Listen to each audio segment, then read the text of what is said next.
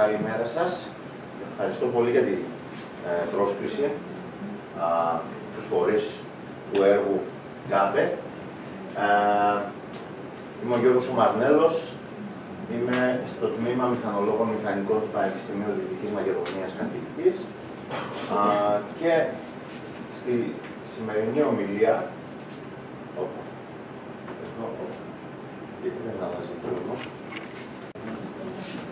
Στη σημερινή ομιλία, τα θέματα που θα αναπτύξω και όπως καταγράφονται στην πρόσκληση είναι, θα προσπαθήσω να δώσω έτσι εν συντομία για ποιο λόγο θεωρείται σημαντική η βιομάζα και η χρήση της, η ενεργειακή της χρήση για παραγωγή ενέργειας, ποια είναι η κύρια διαφορά πολύ σύντομα σε σχέση με τα συμβατικά καύσιμα και τα πλεονεκτήματα της βιομάζας. Μιλάμε για παραγωγή ενέργειας, αλλά θα πρέπει να δούμε ποιο είναι το δυναμικό της βιομάζας που μπορούμε να χρησιμοποιήσουμε για παραγωγή ενέργειας, τι γίνεται αυτή τη στιγμή σε Ευρωπαϊκή Ένωση και Ελλάδα.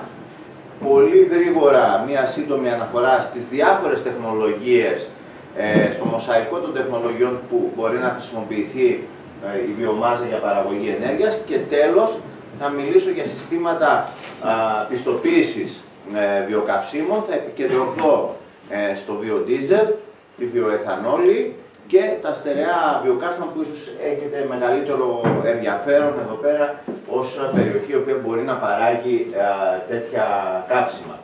Τώρα, γνωρίζουμε όλοι ότι οι παγκόσμιες απαιτήσεις σε ενέργεια αυξάνονται ολοένα και αυτό οφείλεται σε διάφορους λόγους, όπως η αύξηση του πληθυσμού της γης, άρα και η αύξηση των ενεργειακών αναγκών. Εδώ πέρα βλέπουμε ένα διάγραμμα στο οποίο δείχνει και τα τρία σενάρια, μελλοντικά σενάρια για το πώς μπορεί να πάει η αύξηση του παγκόσμιου πληθυσμού. Οφείλεται στους αυξανόμενους αναπτυξιακούς ρυθμούς και στην βιομηχανική δραστηριότητα, καθώς και στην αύξηση του βιωτικού επίπεδου, η οποία ζητάει περισσότερη ενέργεια. Εδώ πέρα βλέπουμε ένα διάγραμμα για το 2013 από το BP Statistical Overview, το οποίο δείχνει σε παγκόσμιο επίπεδο την παγκόσμια ενεργειακή κατανάλωση ανά είδος καυσίμου. Το γκρι αναφέρεται σε άνθρακα, το πράσινο αναφέρεται σε πετρέλαιο, το κόκκινο εδώ πέρα αναφέρεται σε φυσικό αέριο και βλέπουμε ότι, καταρχήν βλέπουμε ξεκάθαρα ότι καθώς περνούν τα χρόνια αυξάνεται, έχουμε μία αύξηση περίπου γύρω στο 2% της ενέργειας, σε ζήτηση ενέργειας και επίσης βλέπουμε ότι ουσιαστικά παρόλο που έχουμε προχωρήσει όσον αφορά σε σημαντικά ερευνητικά επιτεύγματα όσον αφορά τη χρήση των ανανεωσίμων πηγών ενέργειας, βλέπετε ότι τα ορυκτά καύσιμα εξακολουθούν να κρατούν το μερίδιο του λέοντος σε αυτή την ενεργειακή κατανάλωση, σχεδόν πάνω από 80% και υπάρχει μία μικρή τάση όσον αφορά τις ανανεώσιμες πηγές ενέργειας. Εδώ βλέπετε ανανεώσιμες πηγές ενέργειας με το πορτοκαλί, ότι αρχίζει και αυξάνει λίγο το μερίδιο αγοράς. Εδώ είναι με μπλε τα υδροελεκτρικά και αυτό εδώ πέρα το χρώμα αναφέρεται στην πυρηνική ενέργεια. Τώρα όμως, αν συνεχίσουμε να καλύπτουμε τελικά τις ενεργειακές μας ανάγκες βασιζόμενοι στα ορυκτά καύσιμα, θα έχουμε εξάντληση των ορυκτών αποθεμάτων κάποια στιγμή. Όταν παράγουμε ενέργεια από ορυκτά καύσιμα, δυστυχώς αυτό σχετίζεται με περιβαλλοντική επιβάρυνση, η οποία συμβάλλει στο φαινόμενο του θερμοκηπίου, στην εξάντληση του στρώματος του όζοντος, στρατόσφαιρα που μας προστατεύει από τις περιόδους ακτινοβολίες, στην όξινη εναπόθεση στο φωτοχημικό νέφος και συνεπώς πρέπει να οδηγηθούμε σε μία άλλη ενεργειακή πολιτική με την οποία θα διασφαλίζεται η παραγωγή ενέργειας την οποία ζητάμε με ένα αειφόρο τρόπο, λαμβάνοντας υπόψη την προστασία του περιβάλλοντος και την προστασία των ορυκτών αποθεμάτων. Γι' αυτό το λόγο, μία οδηγία που την έχετε ακούσει 20-20-20 της Ευρωπαϊκής Ένωσης, η οποία βγήκε το 2008, θέτει ως στόχους μέχρι το 2020 και τώρα αναπροσαρμόζονται αυτοί οι στόχοι, αλλά αυτή ήταν η βασική οδηγία, 20% μείωση των αερίων του θερμοκηπίου, 20% εφαρμογή μέτρων για εξοικονόμηση ενέργειας σε κτίρια, στη βιομηχανία, στα αυτοκίνητα και 20% αύξηση της εισαγωγής των ανανεώσιμων πηγών ενέργειας στο ενεργειακό μείγμα. Και βέβαια σε αυτό το μερίδιο, τον ΑΠΕ, πολύ σημαντικό ρόλο παίζουν και τα βιοκαύσιμα και η βιομάζα.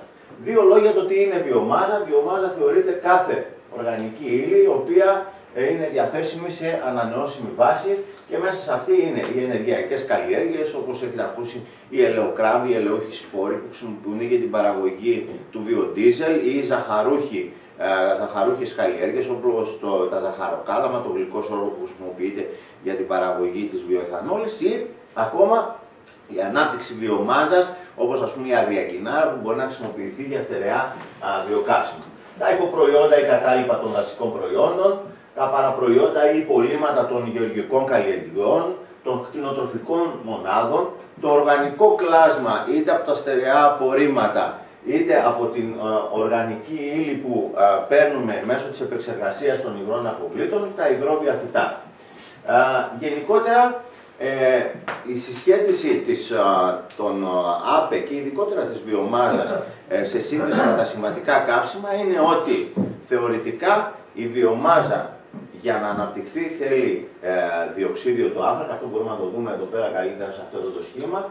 Η ανάπτυξη της βιομάζας ή των καλλιεργειών απαιτεί διοξίδιο του άνθρακα. Στη συνέχεια αυτή τη βιομάζα, άμα την οδηγήσουμε για καύση, για παραγωγή ηλεκτρικής ενέργειας και θερμότητας, θα αποβάλει την ίδια ποσότητα διοξιδίου του άνθρακα η οποία χρειάστηκε για να αναπτυχθεί μέσω της φωτοσύνθεσης. Άρα, ο συνολικός κύκλος, αυτός ο ενεργειακός κύκλος, είναι καθαρός όσον αφορά σε εκπομπές διοξιδίου του άνθρακα, δηλαδή έχει μηδενικές εκπομπές διοξιδίου του άνθρακα και εδώ μπορούμε να το δούμε λίγο πιο παραστατικά. Η ανάπτυξη όλο αυτής της βιομάζας απαιτεί διοξίδιο του άνθρακα μέσω φωτοσύνθεση και η καύση της για παραγωγή ηλεκτρικής θερμικής ισχύως εκπέμπει την ποσότητα του διοξιδίου του άνθρακα την ίδια περίπου. Αν σκεφτούμε, βέβαια αυτό δεν είναι αληθές εντελώς, γιατί αν σκεφτούμε το συνολικό κύκλο ζωής της καλλιέργειας, των λιπασμάτων που χρησιμοποιούμε, την άρδευση που χρειαζόμαστε, τη μεταφορά, έχουμε κάποιες εκπομπές διοξιδίου του άνθρακα, αλλά σε θεωρητικό επίπεδο αυτός ο κύκλος είναι ουδέτερος όσον αφορά τις εκπομπές του διοξιδίου του άνθρακα. Μιλάμε τώρα για παραγωγή ενέργειας από βιομάζα και να δούμε τελικά για τι πράγμα μιλάμε, ποια είναι η ποσότητα, πόσο μπορούμε να εκμεταλλευτούμε. Εδώ πέρα βλέπετε το ετήσιο παγκόσμιο δυναμικό βιομάζας, το οποίο είναι 146 δισεκατομμύρια τόνοι. Εδώ βλέπετε το ενεργειακό περιεχόμενο, το οποίο για υγρή βιομάζα είναι στα 8 ΜJ ανά κιλό, ενώ για ξηρή στα 20 ΜJ ανά κιλό. Και το συγκρίνω δίπλα και με τον θερμογόνο δύναμη του άνθρακα και του πετρελαίου των ορυκτών καυσίμων. Συνήθως περίπου, αν ρωτηθούμε πόσο είναι το ενεργειακό περιεχόμενο μιας βιομάζας, περίπου είναι στο μισό των ορυκτών καυσίμων. Και βλέπετε ότι με βάση αυτό εδώ το δυναμικό μιλάμε για 8 επί 10 στη δεκάτη τόνους ισοδύναμο άνθρακα ή 7,2 επί 10 στη δεκάτη τόνους ισοδύναμο πετρελαίου. Από όλο αυτό το δυναμικό, το οποίο εδώ θα πρέπει να ξεκαθαρίσουμε ότι ένα ποσοστό αυτού είναι τεχνικά απολύψιμο, δηλαδή μπορώ να το εκμεταλλευτώ, δεν μπορώ να εκμεταλλευτώ όλη τη βιομάζα που υπάρχει, μόνο το 2% χρησιμοποιούμε σήμερα και βλέπετε εδώ πέρα στις αναπτυγμένες χώρες, στις αναπτυσσόμενες χώρες και συνολικά παγκοσμίως η χρήση της βιομάζας είναι περίπου στο 14% της παγκόσμιας ενεργειακής κατανάλωσης. Εδώ πέρα μπορούμε να το δούμε πιο παραστατικά σε ένα bar chart, το οποίο μας δείχνει, αυτό είναι το παγκόσμιο ετήσιο δυναμικό της βιομάζας, αυτό είναι που μπορούμε να εκμεταλλευτούμε, έτσι, τεχνολογικά. Σήμερα εκμεταλλευόμαστε αυτό εδώ το μικρό, 112 επί 10 στην ενάτη, και αυτή είναι η παγκόσμια ενεργειακή κατανάλωση σήμερα, περισσότερο για να δείτε παραστατικά και σχηματικά γιατί μιλάμε. Το δυναμικό της βιομάζας, είπαμε από πού προέρχεται. Δασική ξυλία και υπολείμματα περίπου 65%, αστικά υπορρίμματα 25%, αγροτικά κτηνοτροφικά απορρίμματα 5% και βιοαέριο από χώρους υγειονομικής ταφής απορριμμάτων. Τώρα μάλιστα προχθές επισκεφθήκαμε το χιτά της Δυτικής Μακεδονίας, σε λίγο κλείνουν την πρώτη Κυψέλη και θα αρχίσουν να παράγουν βιοαέριο για τα επόμενα 30 χρόνια, αφού έχει κλείσει το συγκεκριμένο πεδίο, θα παράγει ακόμα για 30 χρόνια βιοαέριο και μάλιστα θα εγκαταστήσουν εκεί πέρα και μια μονάδα συμπαραγωγής ηλεκτρικής ενέργειας και θερμότητας. Αυτό είναι που σας έλεγα αρχικά, ότι αυτή εδώ πέρα είναι όλη η πίτα της ενεργειακής, των καυσίμων που χρησιμοποιούμε για παραγωγή ενέργειας. Πάνω από 80% είναι τα ορυκτά καύσιμα, κάτω από 20% είναι οι ανανεώσιμες πηγές ενέργειας, οι οποίες αφορούν το 50% στην παραδοσιακή χρήση της βιομάζας, υδροηλεκτρική 30% και νέες τεχνολογίες βιομάζας, όπως είναι η πυρόληση, η αεριοποίηση, θα πούμε δύο λόγια για αυτές, η ηλιακή, αιωλική, γεωθερμική ενέργεια 15%. Ας πάμε να δούμε λίγο τι γίνεται σε Ευρώπη και Ελλάδα. Θα βλέπουμε πρώτα την Ευρώπη και μετά θα δούμε τι γίνεται στην Ελλάδα. Αυτό είναι ένα bar chart το οποίο μας δείχνει τις ΑΠΕ γενικότερα, τη συμμετοχή των ΑΠΕ, πόσο παράγουμε από τις ΑΠΕ στην Ευρωπαϊκή Ένωση και ποιο είναι το ποσοστό, εδώ πέρα βλέπετε το ποσοστό, σε σχέση με την ενεργειακή κατανάλωση. Η βιομάζα, όπως βλέπετε που είναι το πράσινο σε αυτές τις μπάρες, καλύπτει τη μερίδα του λέοντος όσον αφορά τις ΑΠΕ στη συμμετοχή στο ενεργειακό ισοζύγιο, αντιστοιχεί στο 68% περίπου της συνολικής συμμετοχής στον ΑΠΕ και παρουσιάζει, όπως βλέπετε, μία αυξητική τάση. Μάλιστα, τη δεκαετία του 2000, από το 2000 μέχρι το 2010, είχαμε μία αύξηση κατά περίπου διπλασιασμό από 59 μέχρι 113 μεγατόνους ισοδύναμου πετρελαίου. Και παρόλο που εκεί πέρα είχαμε σημαντική αύξηση τόσο των ηλιακών, φωτοβολταϊκών, όσο και των αιωλικών, το μερίδιό της αυξήθηκε από 61 σε 68%. Γενικότερα, σε όλη την ενεργειακή παραγωγή, σε όλη στην Ευρώπη η παραγωγή ενέργειας, το ποσοστό της βιομάζας είναι από 3,4 μέχρι 6,4%.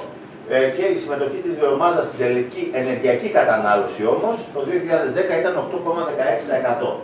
Εδώ πέρα τώρα αυτό αφορά την Ευρώπη που εξηγήσαμε προηγουμένως και αυτό εδώ πέρα αντίστοιχα είναι το διάγραμμα στην Ελλάδα. Πάλι και στην Ελλάδα, όπως βλέπουμε εδώ πέρα, η βιομάζα σε σχέση με όλες τις υπόλοιπες ΑΠΕ έχει πολύ μεγαλύτερα ποσοστά, τα οποία κυμαίνονται από 45 μέχρι και 75%. Βλέπουμε γενικότερα ότι σε σχέση με τα πρώτα χρόνια της δεκαετίας του 2000 έχει πέσει λίγο η συμμετοχή της βιομάζας στις ΑΠΕ που χρησιμοποιούνται στην Ελλάδα. Και δεν έχουμε κάποια ιδιαίτερη αυξητική τάση όπως παρατηρείται εδώ πέρα στην Ευρωπαϊκή Ένωση αυτή η τάση. Τώρα, πού χρησιμοποιείται αυτή η βιομάζα?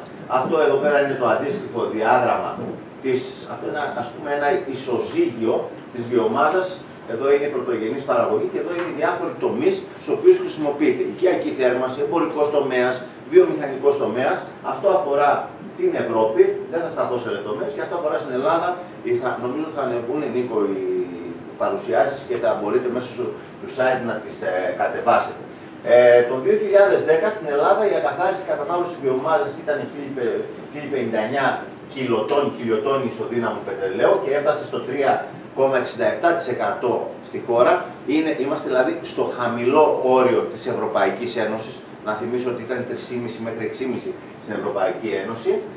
Και το 57% αφορούσε την οικιακή θέρμανση, το 26% τη βιομηχανική θέρμανση, το 12% ήταν βιοκαύσιμα, κυρίως βιοντίζελ για μεταφορές και το 5% ήταν σε μονάδες συμπαραγωγής ηλεκτρικής ενέργειας και θερμότητας. Και εδώ πέρα, τελειώνουμε λίγο με τα στατιστικά, βλέπουμε την τάση και ποιοι είναι οι στόχοι για το 2020. Αυτά αναφέρονται για την Ευρωπαϊκή Ένωση και εδώ κάτω έχουμε για την Ελλάδα. Γενικότερα η βιομάζα φαίνονται να αυξάνονται τα μερίδια τους στην ενεργειακή κατανάλωση, κυρίως για οικιακή θέρμανση, αλλά περιμένουμε μια μεγάλη αύξηση ουσιαστικά της συμμετοχής της βιομάζας στην ηλεκτροπαραγωγή. Δηλαδή σε σταθερές μονάδες, stationary applications, στα οποία ουσιαστικά η βιομάζα θα χρησιμοποιηθεί για την παραγωγή ηλεκτρικής ενέργειας και θερμότητας. Εδώ θα μιλήσουμε λίγο για τη βιομάζα, πώς στην Ελλάδα, πώς κατανέμεται. Έχουμε περίπου 46% από αγροτικά απορρίμματα, 29% από δασικά υπολείμματα, βιομηχανικά απόβλητα, κτηνοτροφικά απορρίμματα και απορριπτόμενη ξυλία. Και για να πάρουμε μια ιδέα περίπου γιατί μιλάμε και τι μπορούμε να καλύψουμε ενεργειακά, εδώ πέρα βλέπετε τα απογεωργικά υπολείμματα, εδώ βλέπετε τα γεωργικά υπολείμματα που μπορεί να έχουμε, το θεωρητικό δυναμικό, το διαθέσιμο δυναμικό και την ενέργεια που μπορούμε να παράγουμε. Και εδώ βλέπετε ότι αν αυτά όλα μετατραπούν σε ηλεκτρική ενέργεια με ένα περίπου συντελεστή απόδοση συμβατικών, δεν μιλάμε να πάμε σε εξεζητημένες τεχνολογίες που έχουν μεγαλύτερες αποδόσεις μετατροπής ενέργειας, ένα 30% περίπου μπορούν να παράγουν αυτή την ποσότητα ενέργειας, η οποία μπορεί να καλύψει περίπου τις ενεργειακές απαιτήσεις 5 εκατομμυρίων κατοίκων της μισής Ελλάδας, ας το πούμε χονδρικά. Τώρα, αυτό είναι ένα πολύπλοκο διάγραμμα, το οποίο είναι το μοσαϊκό των τεχνολογιών που μπορούμε να χρησιμοποιήσουμε για να παράγουμε ενέργεια από τη βιομάζα. Θα το κάνω λίγο πιο απλό και θα πάμε εδώ πέρα. Ξεκινάμε από τη βιομάζα και η βιομάζα ουσιαστικά μπορούμε να την χωρίσουμε έτσι χονδρικά σε 3 κατηγορίες, μπορούμε να την εκμεταλλευτούμε ενεργειακά. Η μία κατηγορία είναι οι θερμοχημικές μέθοδοι, οι οποίες πραγματοποιούνται μέσα σε αυτές είναι και η καύση, η πιο γνωστή την οποία ξέρουμε, αλλά υπάρχουν και τεχνολογίες πιο αποδοτικές, κάποιες τεχνολογίες χρησιμοποιούνται βιομηχανικά, κάποιες είναι ακόμα σε διαδικασία έρευνας και δεν υπάρχουν μονάδες αυτή τη στιγμή που να λειτουργούν παγκοσμίως. Αυτές είναι διαδικασίες οι οποίες πραγματοποιούνται σε υψηλές θερμοκρασίες και γι' αυτό λέγονται θερμοχημικές. Συνήθως εδώ χρησιμοποιώ βιομάζα η οποία έχει χαμηλή υγρασία.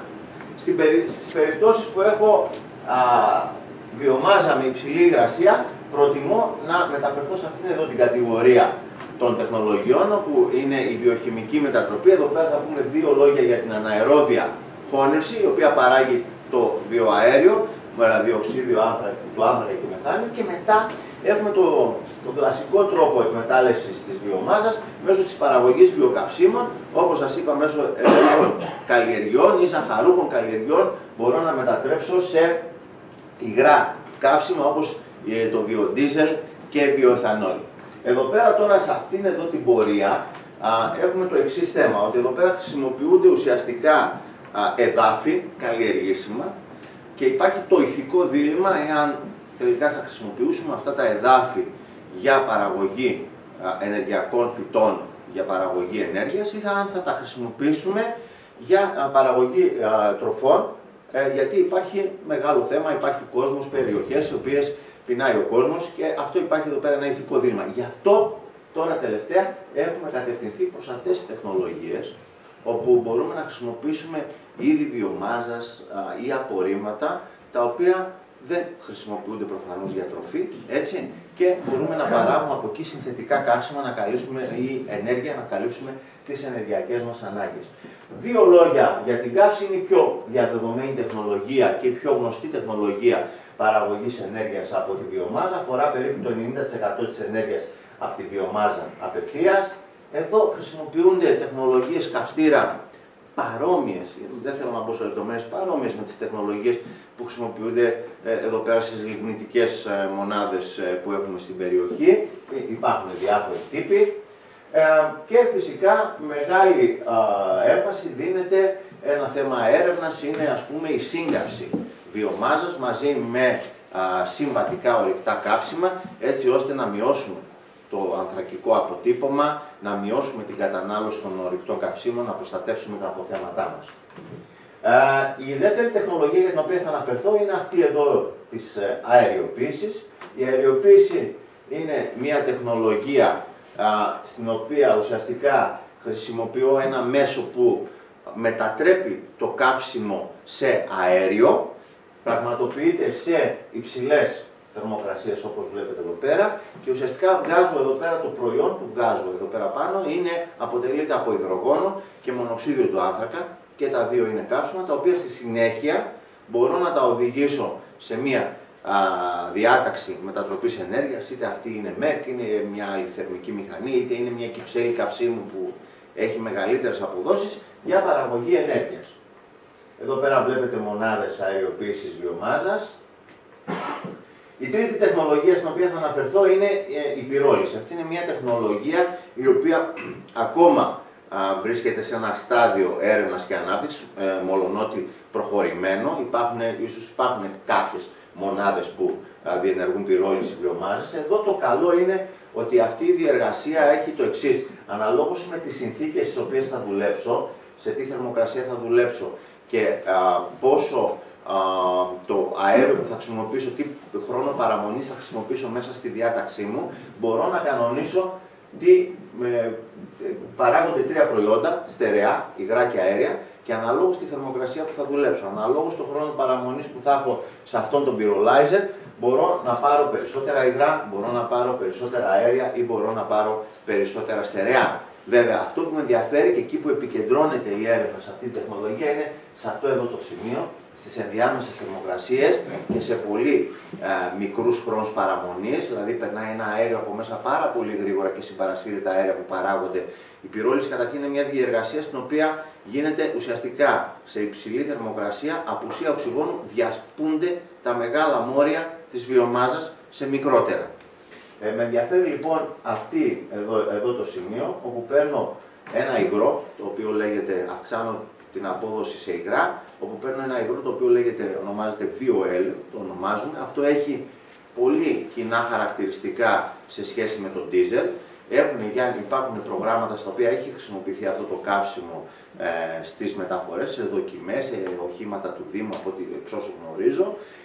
Αλλά επίσης αυτό εδώ το υγρό περιέχει πάρα πολλά συστατικά.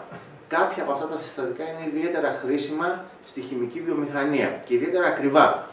Οπότε με αυτή την τεχνολογία, αν βελτιστοποιηθεί αυτή εδώ η τεχνολογία και σε αυτό εδώ το σημείο επικεντρωθούμε, μπορούμε να αυξήσουμε τα οικονομικά μιας τέτοιας διεργασίας. Γιατί μπορώ εκτός από το καύσιμο που θα παράγω, να παράγω και συγκεκριμένα χημικά προϊόντα ιδιαίτερα υψηλής προστιθέμενης αξίας που χρησιμοποιούνται στη βιομηχανία των φαρμακευτικών ειδών, των καλλυντικών, των ρητινών και είναι ιδιαίτερα ακριβά. Εδώ βλέπετε μονάδες, υπάρχει και μία μονάδα στο ΕΚΕΤΑ στη Θεσσαλονίκη πυρόλησης βιομάζας. Και μεταφερόμαστε τώρα εδώ σε αυτό το σημείο που αναφέρεται στην αναερόβια χώνευση της βιομάζας. Εδώ πέρα θα επικεντρωθούμε πιο πολύ. Η αναερόβια χώνευση της βιομάζας ακολουθεί αυτόν εδώ το μηχανισμό. Βλέπετε ως πρώτη ύλη τι μπορούμε να χρησιμοποιήσουμε. Συνήθως εδώ, όπως είπαμε, χρησιμοποιούμε πρώτη ύλη η οποία έχει σχετικά υψηλότερη υγρασία, έτσι. Μέσω κάποιων διαδικασιών χημικών μετασχηματισμών παράγεται τελικά το βιοαέριο, το οποίο αποτελείται από μεθάνιο και διοξείδιο του άνθρακα κυρίως. Σε ποια αναλογία? Ουσιαστικά εδώ πέρα σχηματικά μπορούμε να δούμε πώς μετατρέπουμε, ας το πούμε, τη βιομάζα σε βιοαέριο. Η βιομάζα, περίπου το 50% αυτής της βιομάζας μετατρέπεται στο βιοαέριο, το οποίο αποτελείται από μεθάνιο κυρίως και διοξείδιο του άνθρακα, αλλά υπάρχει και 1 με 2% άλλες ενώσεις και προσμίξεις, και το η υπόλοιπη βιομάζα, το άλλο 50% μεταφέρεται στον πυθμένα της δεξαμενής, το οποίο είναι χωνεμένη ουσιαστικά λάσπη, η οποία μετά από ξύραση αποτελεί ένα πάρα πολύ καλό λίπασμα. Συνεπώς, από αυτήν εδώ τη διεργασία, εάν αυτό το βιοαέριο στη συνέχεια το οδηγήσω σε μια θερμική μηχανή και παράγω ηλεκτρική ενέργεια και θερμότητας, μπορώ να παράγω μέσω αυτής της διαδικασίας και να έχω έσοδα από την πώληση της ηλεκτρικής ενέργειας, από την πώληση της θερμικής ενέργειας αν έχω κάποιο δίκτυο τηλεθέρμανσης και φυσικά από το λίπασμα το οποίο παράγει στη συνέχεια αυτή τη διεργασία. Εδώ πέρα βλέπετε μια τέτοια μονάδα από τι αποτελείται. Ουσιαστικά έχουμε την αποθήκευση είτε φυτικής, εδώ μπορώ να χρησιμοποιήσω είτε φυτική βιομάζα, είτε ζωική βιομάζα, απορρίμματα, ας πούμε, κτηνοτροφικών μονάδων.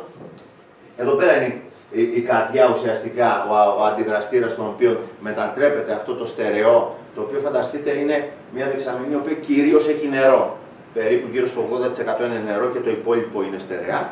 Μετατρέπεται σε βιοαέριο. Το βιοαέριο στη συνέχεια μπορώ να το οδηγήσω σε μια ΜΕΚ και να παράγω ηλεκτρική ενέργεια και θερμότητα.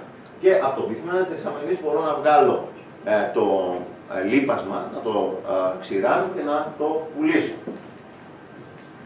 Τώρα, πάμε λίγο στα θέματα στο τελευταίο κομμάτι της παρουσίασης που αφορά την πιστοποίηση βιομάζας.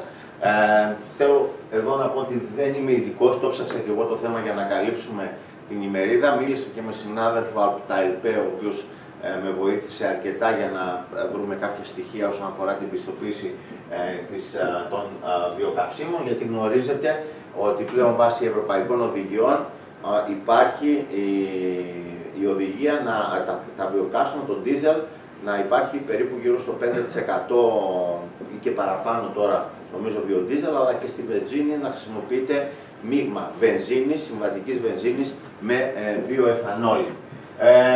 Τώρα, όπως όλα τα καινούργια προϊόντα που βγαίνουν, θα πρέπει να υπάρχουν κάποια πιστοποιητικά και κάποιες προδιαγραφές, έτσι ώστε να διευκολυνθεί το εμπόριο, η διακίνησή τους και να ξέρει και αυτός που το παράγει τι πουλάει και αυτός που το αγοράζει τι αγοράζει.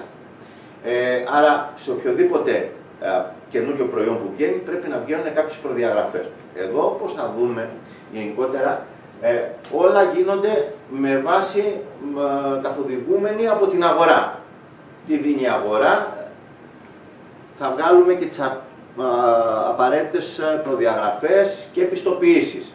Άρα, η πολλή δουλειά έχει γίνει και εδώ στην Ελλάδα και στην Ευρώπη. Στην Ευρώπη υπάρχει ένας ευρωπαϊκός οργανισμός πιστοποίησης που ασχολείται με αυτά και μια τεχνική επιτροπή μέσα εκεί, στην οποία δίνονται οι προδιαγραφές, η οποία είναι αυτή εδώ, η ΣΕΝ και η Τεχνική Επιτροπή 19, η οποία αναλόγως με το πώς οδηγείται η αγορά, στην Ευρώπη, όπως ξέρετε, επικρατεί το βιοντίζελ, χρησιμοποιούσαν. Για το βιοντίζελ υπάρχουν πλέον πολλές προδιαγραφές, στη συνέχεια και για τη βιοεθανόλη και τώρα έχουμε και για τα στερεά καύσιμα. Και θα δούμε λίγο κάποια χαρακτηριστικά και όλα αυτά οι προδιαγραφές τι αφορούν και γιατί βγαίνουν.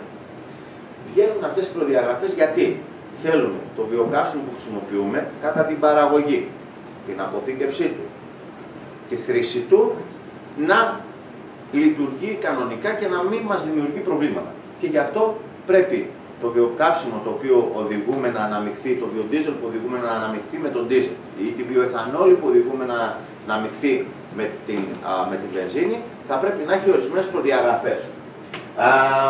Αυτά εδώ πέρα είναι οι οδηγίες που χρησιμοποιούνται για εδώ βλέπουμε για το βιοντίζελ, αυτές οι δύο χαρακτηριστικές, για τη βιοεθανόλη.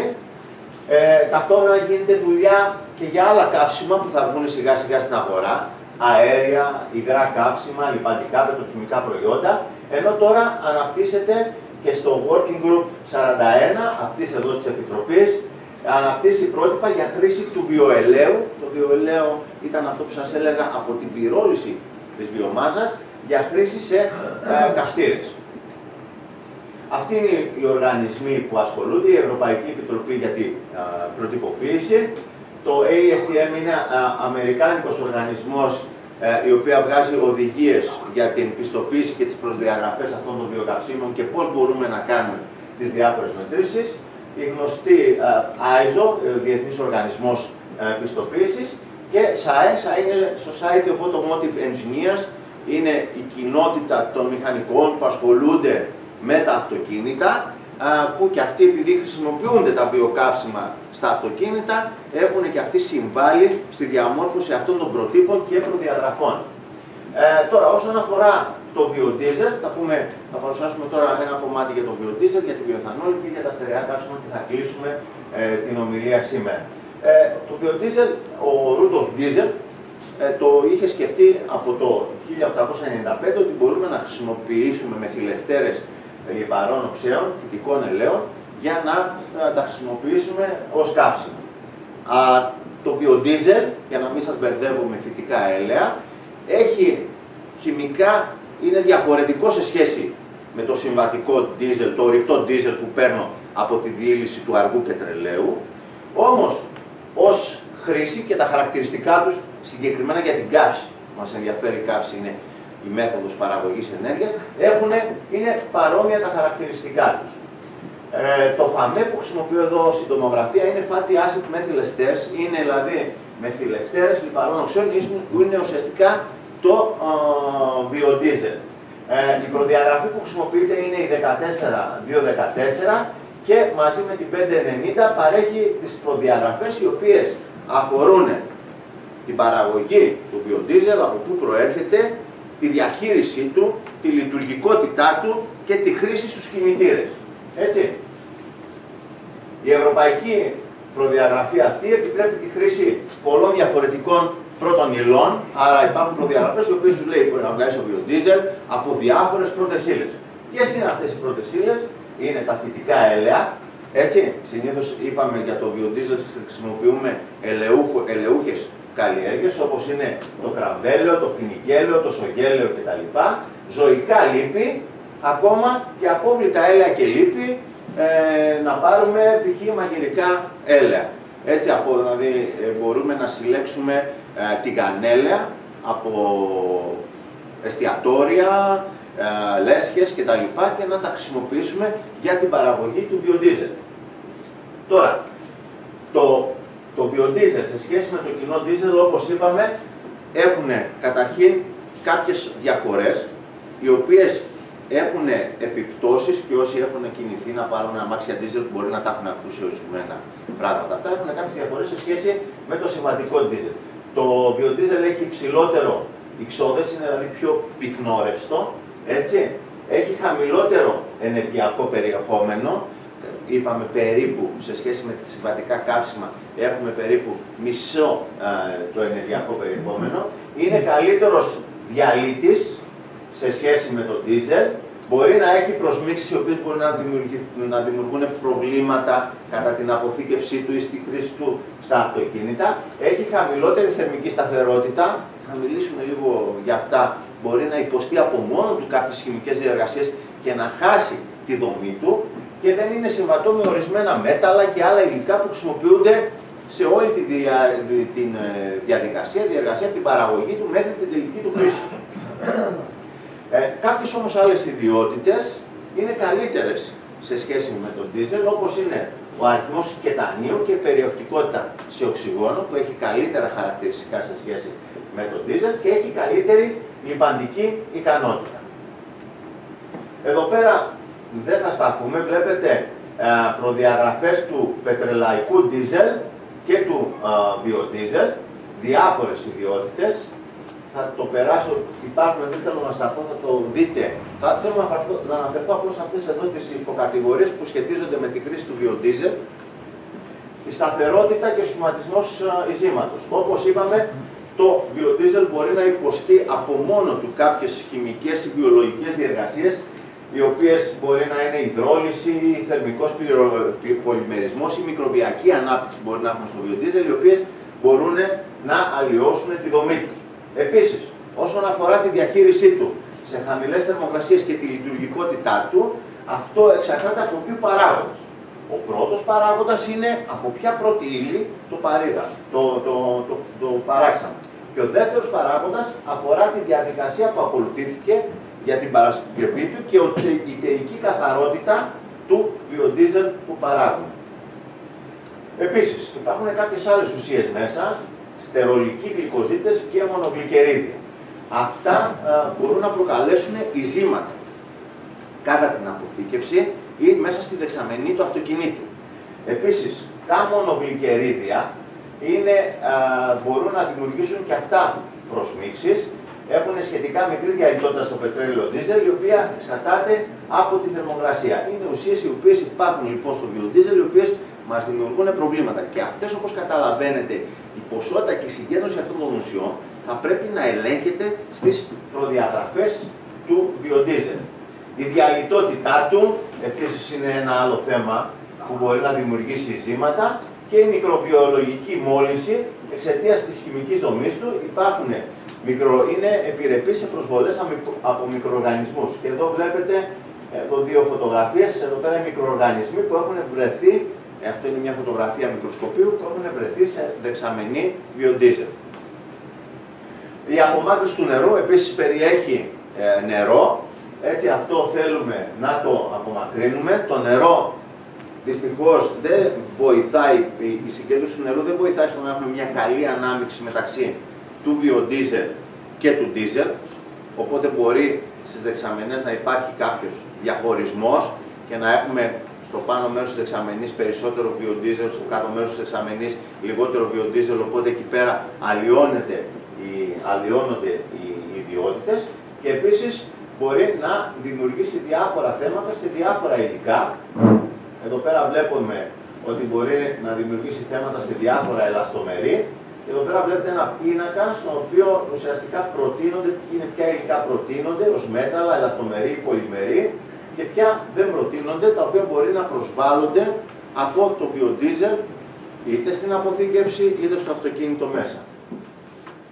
Τώρα, όσον αφορά την εθανόλη, η εθανόλη, η βιοεθανόλη, αυτή που βγάζουμε από τα ζαχαρούχα φυτά και η συμβατική βενζίνη που έχουν παρόμοιες ιδιότητες και αναμειγνύονται στο τελικό προϊόν το οποίο παίρνουμε από τα βενζινάδικα, έχουν και αυτές κάποιες μικρές διαφορές, οι οποίες σχετίζονται με την τάση ατμών, το πόσο εύκολα εξατμίζεται δηλαδή η βιοεθανόλη σε σχέση με τη συμβατική βενζίνη, τον αριθμό οκτανίου, και εδώ πέρα επίσης ένα άλλο θέμα που μας απασχολεί είναι επίσης ο τρόπος ανάμειξης της βιοεθανόλης με τη συμβατική βενζίνη.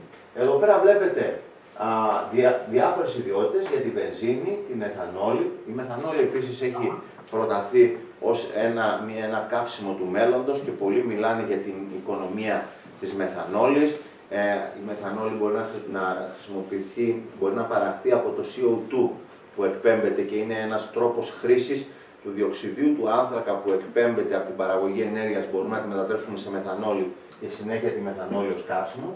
Εδώ πέρα βλέπουμε διάφορες ιδιότητες όσον αφορά την τάση ατμών, τη θερμογόνο δύναμη, τον αριθμό οκτανίου. Η καθαρή εθανόλη έχει πολύ χαμηλότερη τάση ατμών σε σύγκριση με τη βενζίνη και αυτό είναι ένα πρόβλημα. Αν δεν έχουμε καλή ανάμειξη, μπορεί να ξεφύγουμε στην προδιαγραφή της τάσης ατμών. Τάση ατμών τι σημαίνει ότι θα έχουμε διαρροές καυσίμων προς το περιβάλλον, από τη δεξαμενή αποθήκευση ή από τον ντεπόζιτο του αυτοκινήτου μας. Επίσης, τα οκτάνια της εθανόλης, της βιοεθανόλης, ο αριθμός οκτανίων είναι μεγαλύτερος από αυτόν της συμβατικής βενζίνης και προφανώς όταν αναμειγνύουμε και αυξάνουμε την ποσότητα και την περιεκτικότητα της βιοεθανόλης στην βενζίνη, έχουμε και περισσότερο αριθμό οκτανίων. Και το θέμα της εθανόλης είναι οι ισχυροί δεσμοί, είναι ένα πολικό μόριο, το οποίο στη χημεία λέμε ότι όμοια διαλύονται σε όμοια. Αυτός είναι ένας κανόνας που χρησιμοποιείται. Η εθανόλη μοιάζει με το νερό και συνδέονται τα μόρια του της βιοεθανόλης με ισχυρούς δεσμούς. Αντίθετα, τα καύσιμα, που είναι τα συμβατικά καύσιμα όπως η βενζίνη, που είναι οι υδρογονάνθρακες, αυτές συνδέονται με ασθενείς δεσμούς. Και γι' αυτό, ας το πούμε, δεν μπορούμε να αναμίξουμε λάδι με νερό. Αν έχετε δοκιμάσει, διαχωρίζονται οι φάσεις. Έτσι. Οπότε, οι δεσμοί αυτοί και το νερό που περιέχεται μέσα στη βιοεθανόλη είναι ένα πρόβλημα όσον αφορά την ανάμειξη αυτών των δύο καυσίμων. Και γι' αυτό ακόμα δεν μπορούμε να πάμε σε μεγάλες συγκεντρώσεις βιοεθανόλης στα καύσιμα που χρησιμοποιούμε στην αυτοκίνηση. Οπότε εδώ πέρα μπορεί να έχουμε διαχωρισμό των φάσεων μέσα σε μια δεξαμενή, έτσι. Κάποιο τμήμα του να πάει να είναι στον πυθμένα του να είναι πιο πλούσιο σε βενζίνη, στην κορυφή της δεξαμενής να έχουμε πιο πλούσιο σε εθανόλη. Και επίσης υπάρχουν και προβλήματα στα διάφορα ελαστομερή, γιατί έχει το υδροξίδιο, είναι μία ρίζα που έχουν οι αλκοόλες, οι οποίοι είναι ιδιαίτερα διαβρωτικοί και μπορεί να διαβρώσει διάφορα συστήματα της μηχανής. Και θα τελειώσω με κάποιες διαφάνειες όσον αφορά τα στερεά βιοκαύσιμα. Εδώ πέρα η Ευρωπαϊκή Επιτροπή έχει δημοσιεύσει 27 τεχνικές προδιαγραφές για τα βιοκαύσιμα. Αυτές είναι οι δύο χαρακτηριστικές, 14.961 και 15.234, και βλέπετε εδώ πέρα ποιες ιδιότητες είναι αυτές που θα πρέπει να μετράμε και θα πρέπει να υπάρχουν ως προδιαγραφές αν θέλουμε να πουλήσουμε, να οδηγήσουμε στο εμπόριο ένα στερεό βιοκαύσιμο πελέτες σε μορφή πελέτας, σε μορφή μπρικέτας. Είναι η κατανομή μεγέθους των σωματιδίων, το μέγιστο σωματιδίων, η μηχανική αντοχή που έχει, η θερμογόνο δύναμη, η τέφρα, ουσιαστικά το αδρανές κομμάτι το οποίο δεν χρησιμοποιείται για καύση, οι προσμίξεις, οι διάφορες, η ευτυκτικότητα της τέφρας, η πυκνότητα των σωματιδίων και γενικότερα η πυκνότητα και η υγρασία. Τώρα, τι μπορεί να χρησιμοποιηθούν, από ποιες πρώτες ύλες μπορούμε να χρησιμοποιήσουμε για την παραγωγή βιοκαυσίμων? Είναι προϊόντα από γεωργία και δασοκομεία, υπολείμματα από γεωργία και δασοκομεία, παραπροϊόντα από βιομηχανίες επεξεργασίας τροφίμων, υπολείμματα ξυλίας, με εξαίρεση τα απόβλητα ξυλίας που μπορεί να περιέχουν αλογονούχες ενώσεις, γιατί αυτές άμα τις χρησιμοποιήσουμε και τις κάψουμε θα μας παράγουν διοξίνες και φουράνια, που είναι ιδιαίτερα τοξικά και καρκινογόνα για την ανθρώπινη υγεία, ινώδη φυτικά υπολείμματα από παραγωγή χαρτοπολτού και υπολείμματα φελού. Η ξυλία από κατεδαφίσεις δεν περιλαμβάνεται στο σκοπό αυτού του προτύπου και επίσης η θαλάσσια βιομάζα δεν περιλαμβάνεται στα πρότυπα αυτά. Η Ευρωπαϊκή Οδηγία 14961 αποτελείται από αυτά εδώ τα μέρη, είναι οι γενικές απαιτήσεις και αναφέρεται σε ξυλώδεις πελέτες μη βιομηχανικής χρήσης, ξυλώδεις μπρικέτες μη βιομηχανικής χρήσης, θρηματισμένο ξύλο μη βιομηχανικής χρήσης, καυσόξυλα μη βιομηχανικής χρήσης και μη ξυλώδεις πελέτες μη βιομηχανικής χρήσης. Άρα, μπορεί κάποιος να ανατρέξει σε αυτή την οδηγία και αν επιθυμεί την παραγωγή στερεών βιοκαυσίμων να ακολουθήσει αυτά τα πρότυπα. Περιλαμβάνονται εδώ πέρα βιοκαύσιμα σε μορφή μπρικετών, πελετών, wood chips, κούτσουρα, καυσόξυλα, πριονίδι. Υπάρχουν κάποιοι πίνακες οι οποίοι για κάθε μία από αυτές τις κατηγορίες μας δίνουν τις ειδικές προδιαγραφές και γενικότερα η κατηγοριοποίηση είναι ευέλικτη και αναλόγως με το τι θέλει ο παραγωγός ή ο καταναλωτής μπορεί αναλόγως να ακολουθήσει μια συγκεκριμένη υποκατηγορία της οδηγίας αυτής. Τώρα, γενικότερα, ποια είναι τα κύρια χαρακτηριστικά που θα πρέπει τουλάχιστον να προδιαγράφουμε όταν βγάζουμε ένα στερεόβιο καύσιμο. Είναι η προέλευσή του, από πού προήλθε. Αυτό είναι ένα πράγμα που το θέλει η Ευρωπαϊκή Ένωση και το ζητάει, δηλαδή το από πού προήλθε η παραγωγή αυτή της βιομάζας, για να δει όλη την πορεία, η περιεκτικότητα σε υγρασία, το μέγεθος και οι διαστάσεις και η περιεκτικότητα σε τέφρα που είπαμε είναι το αδρανές κομμάτι, αυτό που δεν μπορεί να χρησιμοποιηθεί για παραγωγή ενέργειας. Π.χ. όταν δούμε το συμβολισμό 0, σημαίνει ότι η υγρασία δεν θα πρέπει να ξεπερνάει το 10% κατά βάρος. Στα συγκεκριμένα πρότυπα δεν αναφέρονται σε βιομηχανική χρήση, αλλά αναφέρονται σε μικρές εφαρμογές, οικιακές και εμπορικές εφαρμογές, όχι όμως σε βιομηχανικές εφαρμογές. Τώρα, τα στερεά βιοκαύσιμα διακρίνονται στις παρακάτω υποκατηγορίες σύμφωνα με αυτό εδώ πέρα το πρότυπο.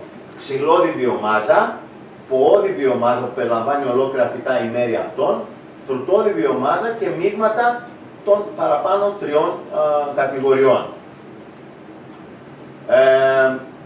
Αν περιέχει κάποια πολύ συγκεκριμένα είδη βιομάζας και θέλουμε αυτό να αποτυπωθεί στις προδιαγραφές, αυτό μπορούμε να το γράψουμε.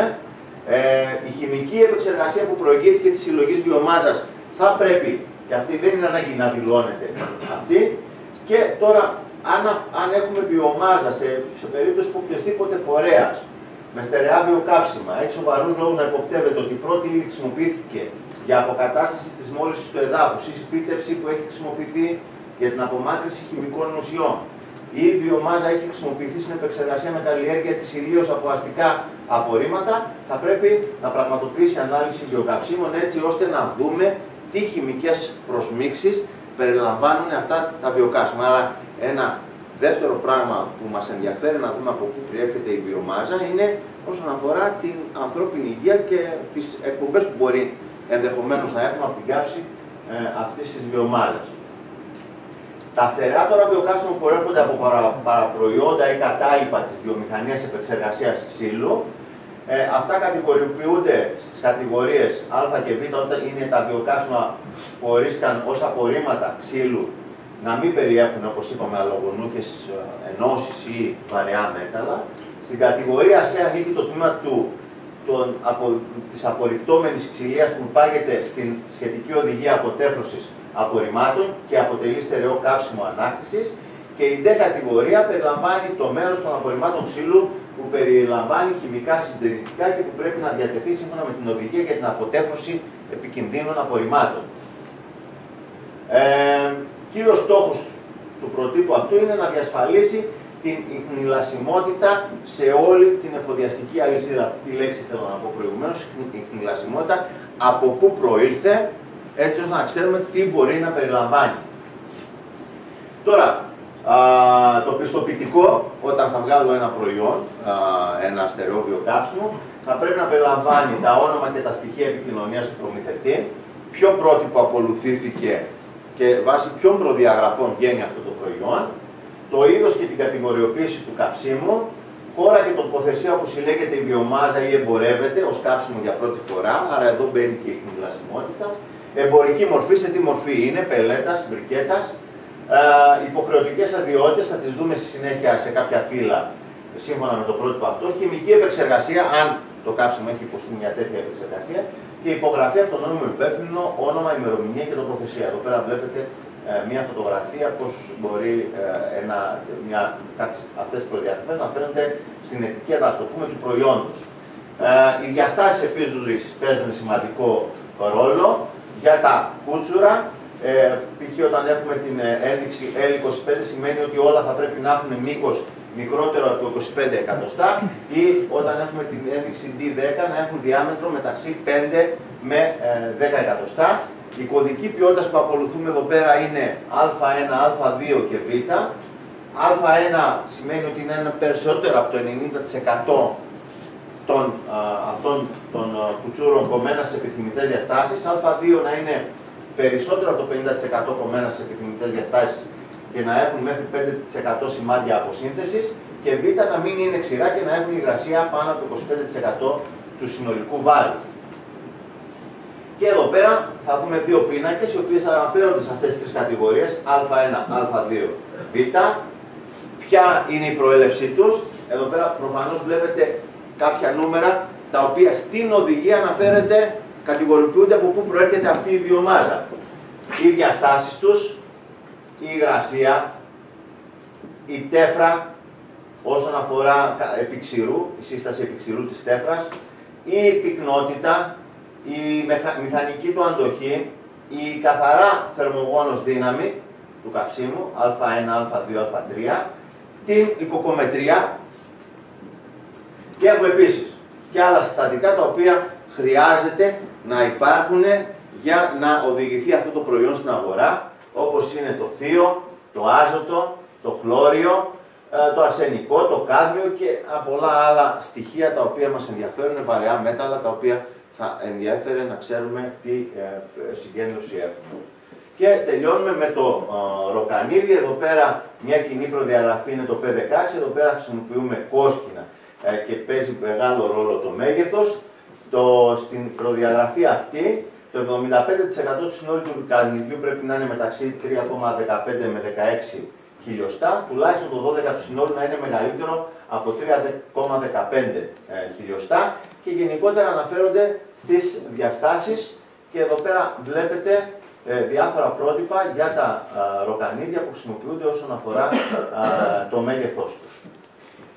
Συνεπώς, και ολοκληρώνοντας, πιστεύω να σας έδειξα τη χρήση της βιομάζας, ποιες είναι οι διαφορές που έχουμε και ποια είναι τα προτερήματα και τα πλεονεκτήματα της βιομάζας, ποιες